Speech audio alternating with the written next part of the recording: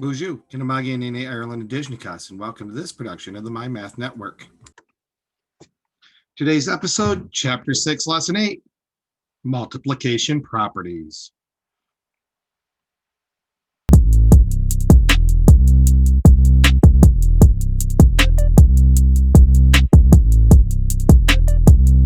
By requesting that students have packet Chapter 6, Lesson 8, page 423. It's part of your Weight 18 packet.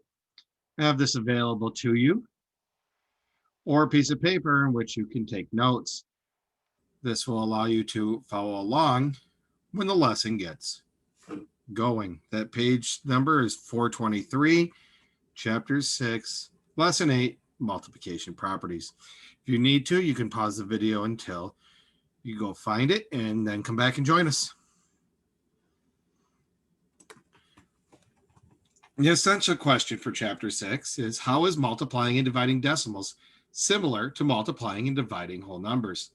Long story short, we multiply and divide like normal. The only question is, where does the decimal point go?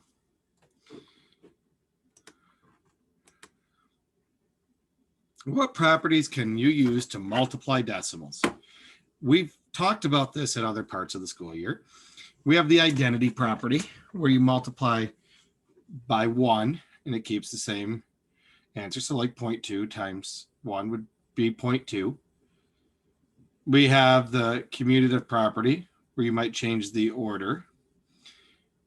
And you especially have the tool of the associative property. And you're going to see some opportunities for where that could be beneficial. Choose the correct, circle the correct value of n. Well, if I'm going to circle, I need my annotation tool. And I have to figure it out here. So n times 3 times 8 equals 129.6. One way you can do that is to divide 129.6 by 24. That is an option here. Another option is to possibly use a calculator to see which one would fit in there. And if you wonder why I said 24, it's because right here, 3 times 8 is 24. And this is where it really starts looking like algebra.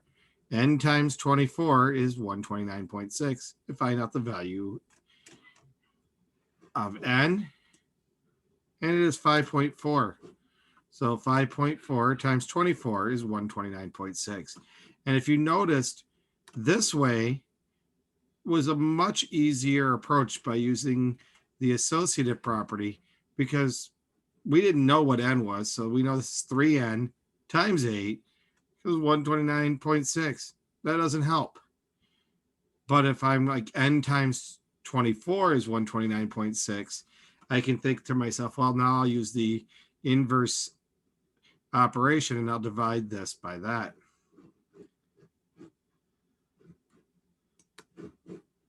Let's get rid of that drawing here at some point.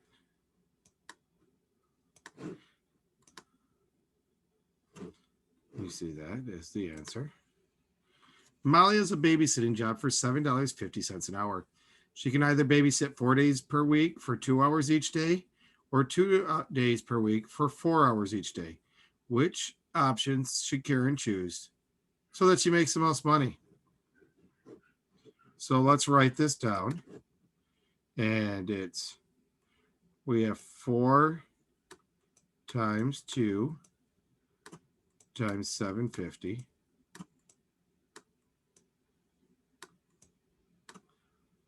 Or 2 days per week, 4 hours, 2 times 4.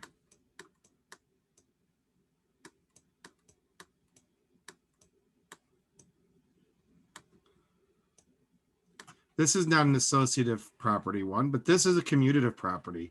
And if you remember, the commutative property says we can change the order of numbers and get the same product.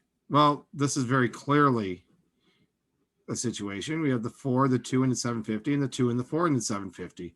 They're going to come out with the answer to 8 times 750, which means about $60 either way. So commutative property is when you change the order. Associative property is when you group them differently. And then obviously you have the identity property. Let's get into the textbook.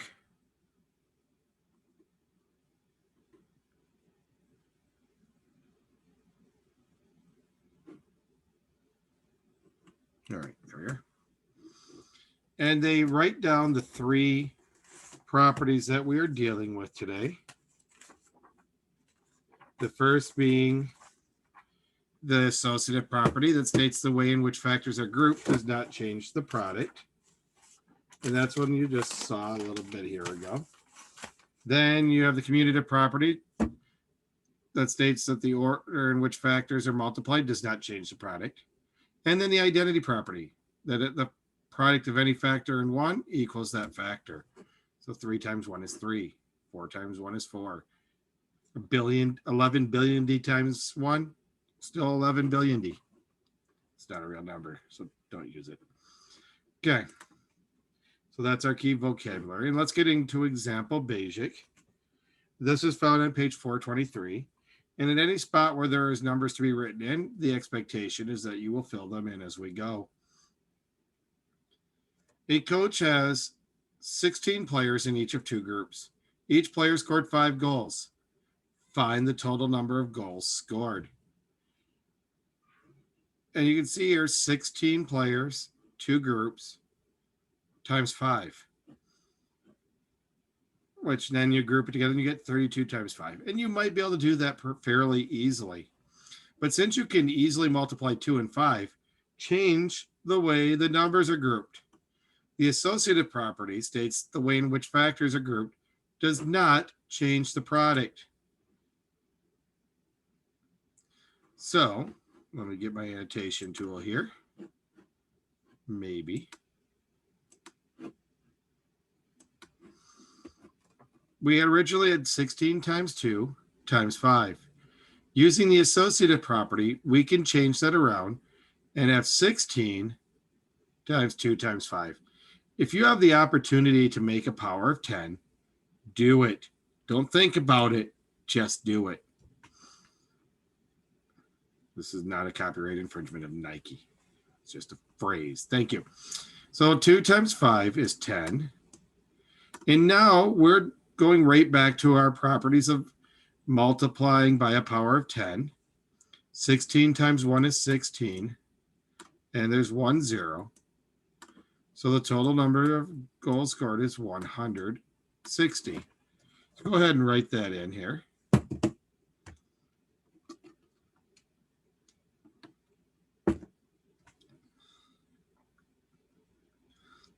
Give you just a few more seconds to write that in. And then we will be moving to the top of page 424 in your packet. I'll go ahead and clear this at any point. If you ever need time to write something down and I say I'm about to clear it, you can always pause the video and write down what you need to write down and then unpause the video. But say I move a little faster than you can get to the pause button, then by all means, rewind the video. So I'm going to clear those drawings now. And you guys see that in the packet, it gave us the answer here. So now let's go to example niche, and this is the top of page 424. We need to find the unknown in the equation. This will be easier than you expect. 35.5 times blank equals 17 times 35.5. The commutative property shows that the order in which factors are multiplied does not change the product. So if 35.5 times what equals 17 times 35.5, you probably should have jumped on this and said 17, because that's the only way that we can make it equal. 35.5 times 17 is equal to 17 times 35.5. If this was any other number, they would not be equal, and both sides have to be equal. And the commutative property allowed me to change the order. So make sure you wrote down the number 17. I'm going to give you about 3 to 4 hours for that one. Or not. We're going to move on. Okay. Example this way. Find the unknown in the equation 17 times what equals 17. The identity property of multiplication states that the product of any factor in 1 equals that factor. Also, you could consider using the inverse operations. If you truly didn't catch on that this was an example of the identity property and we know what number is going to go there, you could always divide 17 by the number over here to get that missing variable, but that's not necessary because we know that 17 times 1 is 17 because you know the identity property. Remember, the identity property of addition is different than the identity property of multiplication. So go ahead and write the number 1 there. And let's go to the next page here, or next slide here. The guided practice. Draw lines to match the multiplication property used in each equation. So let's grab our annotation tool and let's talk about it. Here, 6.2 times 100 equals 100 times 6.2. Well, let's do some, you might already know this one, but let's eliminate some possibilities. At any point, am I multiplying by 1? Nope, definitely not the identity property. Are there any parentheses? Nope. So that eliminates the associative. We did change the order. 6.2 times 100 equals 100 times 6.2. We swapped them around. So this one is the commutative property. Let's go to the next one. And immediately I see parentheses, and that should be a big blinking sign for me. In parentheses, I have 8 times 2 times 3. And then over here, I have 8 times 2 times 3. So you notice I changed the digits that were in my parentheses, 8 and 2, and then 2 and 3. So I've changed the grouping. That's associative property.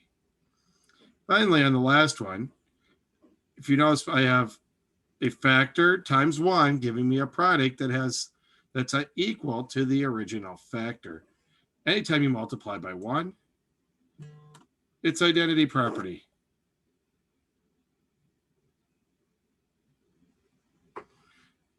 So make sure you've drawn lines between the 3, and we're going to do a little bit of practice here on the top of 425. We go ahead and clear those drawings. We do have a talk math here. How can I use mental math and multiplication properties to find 5.5 times 50 times 2? I could immediately use the associative property and group these two together, which is 100. 5 times 5, or 5.5 times 100. I'm going to move it over. 100 has 2 zeros, so I'll go 1 and 2.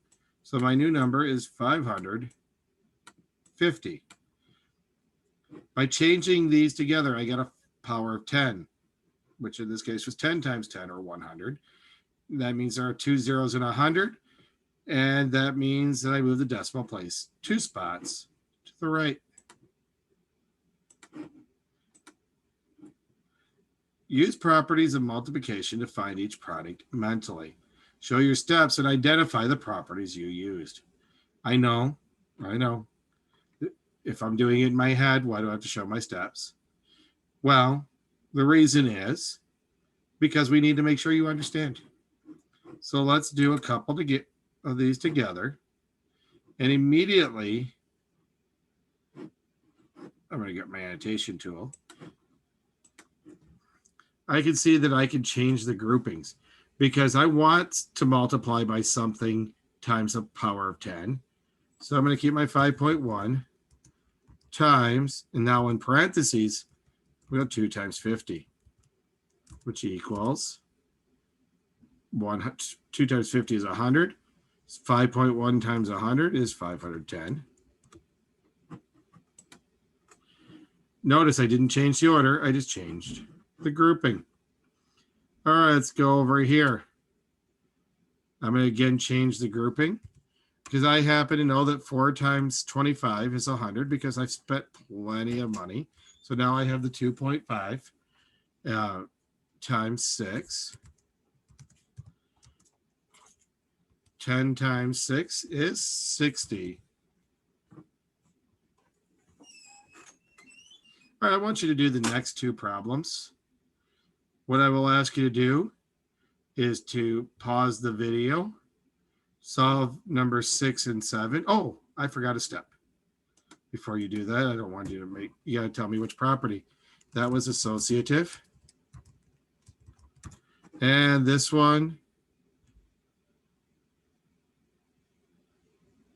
was associative as well. Because it does ask you to identify the property. So go ahead and do numbers 6 and 7. Make sure you solve. And you can write the answer up there if you need to. And tell me which property you used. You may pause the video now. Welcome back. Let's check your answer. Over here, again, I would do associatives. 500 times 2 is 1,000. 9 times 8 is times 1,000 is 9,800. Over here, again, 50 times 20 is 1,000 times 1.4 is 1,400. Everything we did on this section was associative. So pretty cool. All right, find the unknown in each equation. And then you're going to circle which property we used. So you have numbers 8 and 9. Go ahead and pause the video. Make sure you circle that and write the answer in. You may pause video now. All right, welcome back. Let's see how you did. Make sure you did both steps. You can see I have 19.5 and 19.5. That suggests to me that I'm going to multiply by 1, and that's automatically identity. In here, 34 times 65 equals 65 times. I've switched the order around, which automatically tells me commutative, and I know I have to put 34 there. Let's do 2 more, same system. Make sure you write your answer in and circle the correct property. You may pause the video now. Welcome back. Let's see how you did. On this one, again, commutative property. As we changed the order, we had 2.1 first, and now it's second. And now over here, 17 times 2 is in a parenthesis. Well, now it's going to be the 2 times 5 in parentheses. We didn't change the order, so the numbers stay the same. It's just which one is grouped where. And anytime you use parentheses and change the grouping, that's associative. Let's do one story problem. Elijah and 2 of his friends are each paid $20 per afternoon for stuffing envelopes. They work 5 afternoons. What is the total amount of their earnings? So we have 3 students or people times $20 per afternoon times 5 afternoons. And that's going to be my associative. 5 times 20 is 100, times 3 is 300.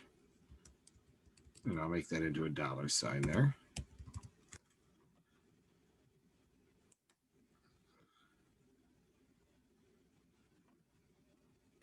All right, so now you have that answer. Let us look at the homework today. This comes from page 427, 428. And then when you say multiply, that just means on that step we multiplied. So you're going to use properties of multiplication to find each product mentally. Show your steps and identify the properties used. When you go to do this in the Google form, you're going to give me your answer and you're going to list which properties were there in order that you use them. If you're just multiplying in a line and you didn't have to use a property, just put multiply. That way I could kind of look back and see how you did. So obviously completing it on paper and then plugging it into the Google form is one way you can do it. The other way you can do it is to type or handwrite your name up here and also on the back. Take a picture of both sides or scan it and then send it to me at mireland@psychchipschool.net or text it to me at 989-750-1640. If you have any questions about this content, please reach out to me at mireland@psychchipschool.net or visit us during office hours. Remember, the best time to get this instruction and participate with your classmates is during our live stream. Check your Google Classroom for time and date. Hope you all have a minhag gijigad, minwa, mamapi.